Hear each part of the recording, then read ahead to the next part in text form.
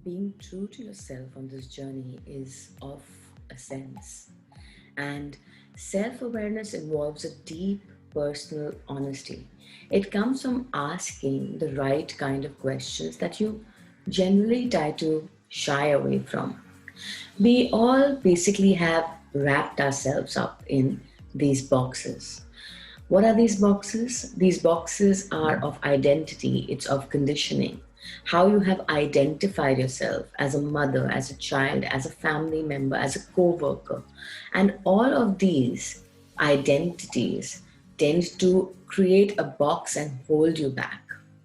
When you begin to choose something out of that, it can sometimes be challenging. It is getting out of these limited identities that is of absolute essence.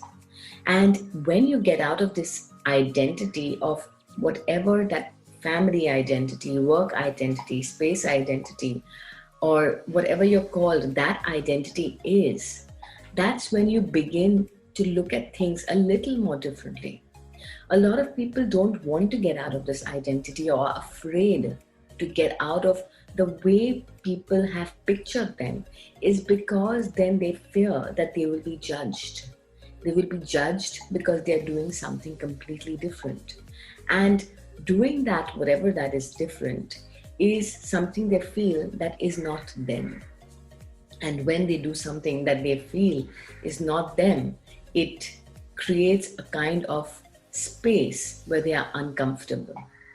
But it is essential to break out of this for two reasons. One, so that you can actually begin to choose for you what is true for you. And second, is so that you don't limit what choices you have. You have freedom to choose anything because there is no identity. The first thing that I would like you to do today is look at that list that you have made for yourself. Look at that list and at every point ask yourself that is this something that I truly desire? Is this something that would make me happy? And if you get the answer as no, strike it off. Strike it off. The thing is that the list that you have come up with often can be things that other people wish for. Your parents have wished for you, your family's wish for you, something that the neighbor probably has, or coworker has, and that's what you list down is what you like. It is all from the society out there.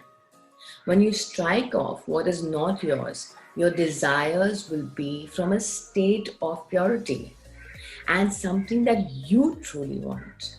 When you write down and you have a list that you truly want, that is what begins to show up with much more ease because you're not shuffling with it. You're not constantly changing it. It is something that is there deep down in you.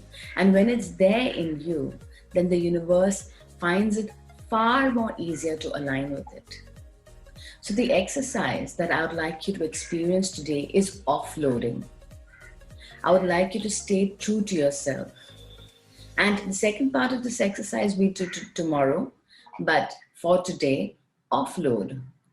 Go through the list of desires that you have made, and from that list, continue to strike off what does not work for you, what does not align with you, and what does not make you happy.